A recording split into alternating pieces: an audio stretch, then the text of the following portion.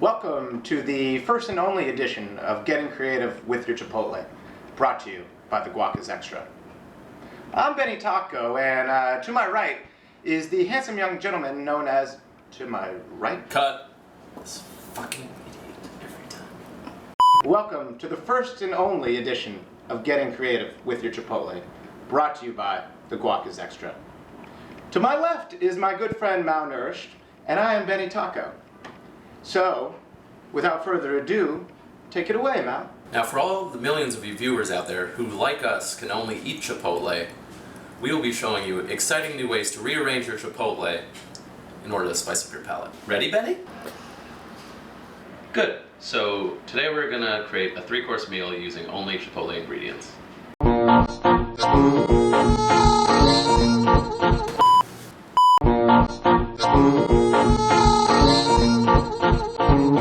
So let's prep all 3 of our courses quickly.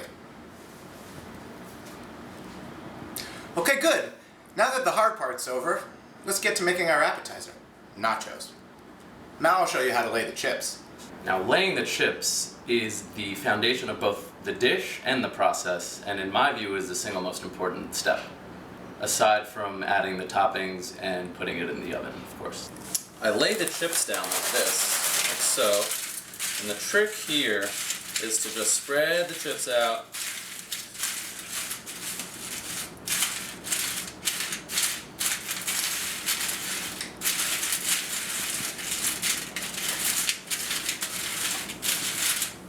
A little trick I learned is I eat one if I'm hungry while I'm doing it.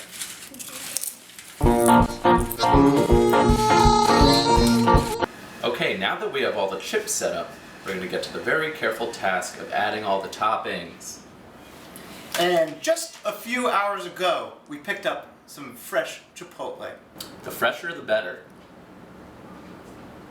So the nacho filling needs to be evenly distributed across the chips, or else it's not going to be as good as it could. I use a fork, but you can really use anything. You could use a spoon, a knife, a bigger fork.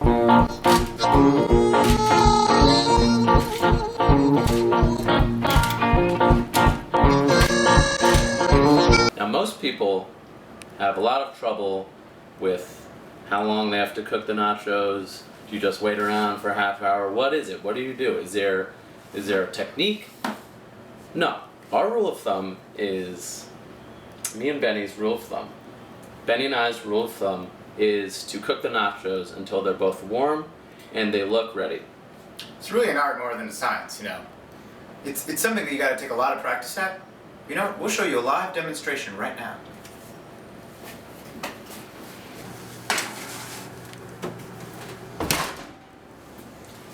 And now, the hardest part. We play the waiting game while it cooks.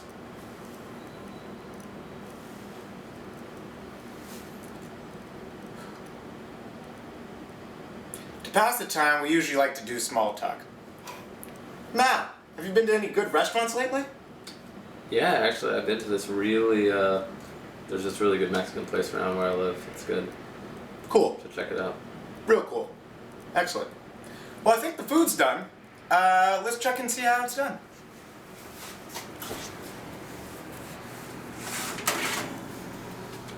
That looks good, doesn't it?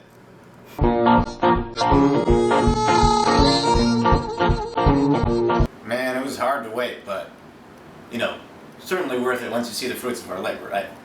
So thanks for stopping by, Getting Creative with Your Chipotle, while we showed you how to cook up something a little special. Make sure you stop by never when we don't show you how to finish this meal. Well, we gotta go now and enjoy this beautiful creation we've had. So, ta-ta for now. Yeah!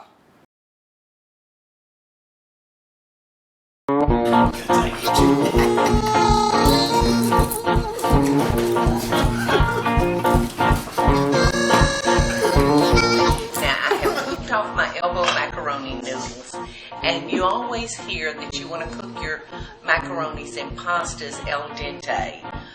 Personally, I don't like mine al dente, and especially when I'm doing macaroni and cheese. Now, a little macaroni goes a long, long way.